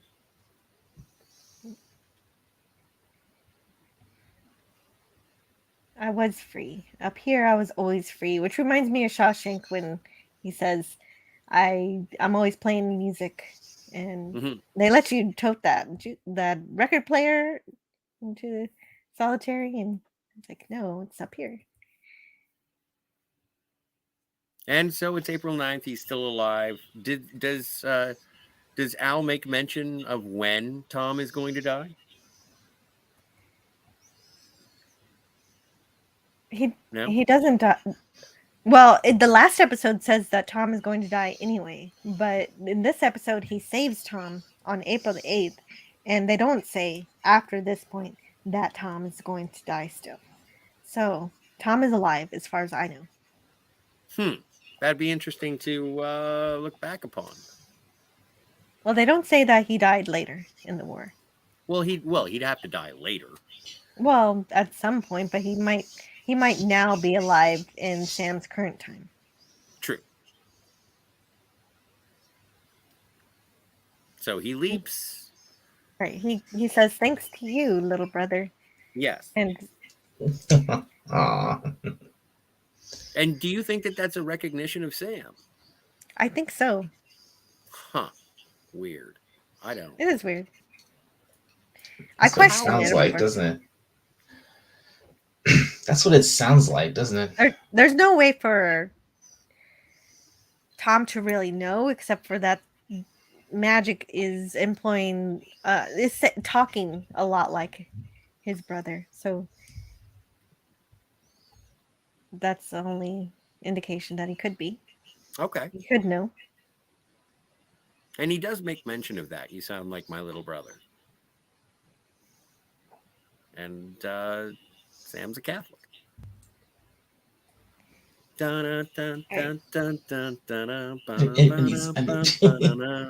He's the one, and he's performing a wedding. Yeah, call him back to the time that he was a rabbi. Now he's a priest. Mm-hmm. Oh yeah, I remember that one. Louis Van, the rabbi. So all in all, a nice series of episodes, both from the end of the second season to the beginning of the third season, that all sort of tie together and bind the friendships and relationships between Al and Sam. Really illustrate them for the audience and make it moving forward so that there is more of a bond between these two guys. I think. That's right. I really Yeah. liked it. I loved it too. I agree with that. It's a big circle, like you said earlier, because the POWs are not saved. Al still, nothing's changed from MIA. Al still can't be with Beth.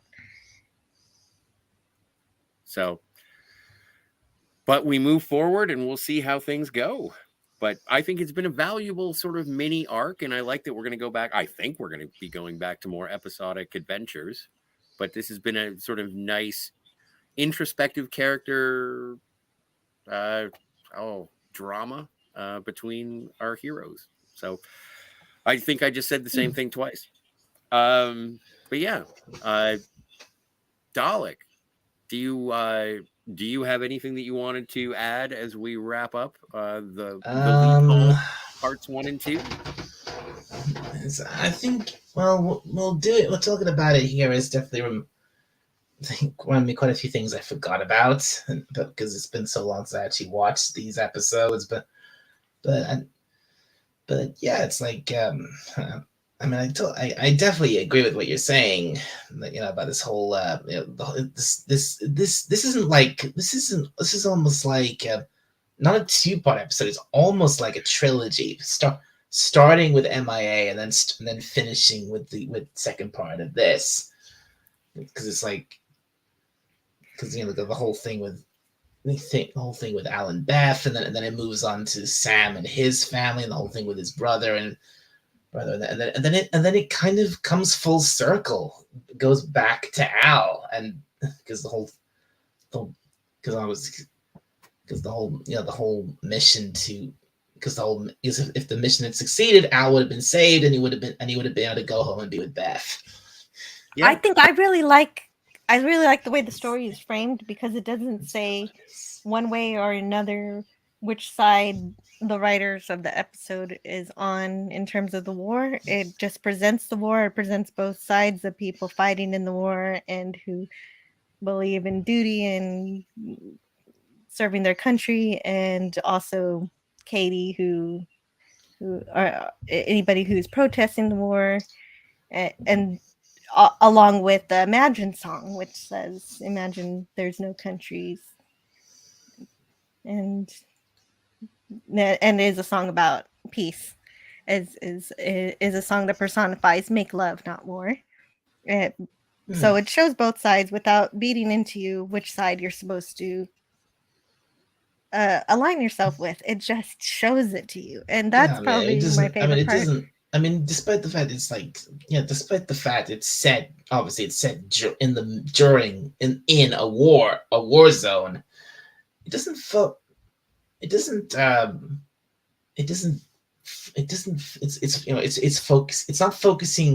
not really focusing on the war itself. It's focusing on the characters who are caught up in the war. Yeah, it doesn't worry about demonizing one side or the other. It's just a thing that is happening that these people have to get through. Yeah. It doesn't, and again, it was made at a time when there was I don't want to say reminiscence or nostalgia for, but just an awareness of the realities of the Vietnam War, and not only the conflict itself, but the treatment of the veterans when they returned. And so there was, there was a sensitivity towards the drama, not making them seem as other fictions may have presented the people who went to Vietnam. Mm-hmm. I don't know. I want to be sensitive about it because I appreciate this is something that comes up. The whole thing with the war in Vietnam, this is something that comes up several times throughout the show. Because I think it was in season 2. I think we had that whole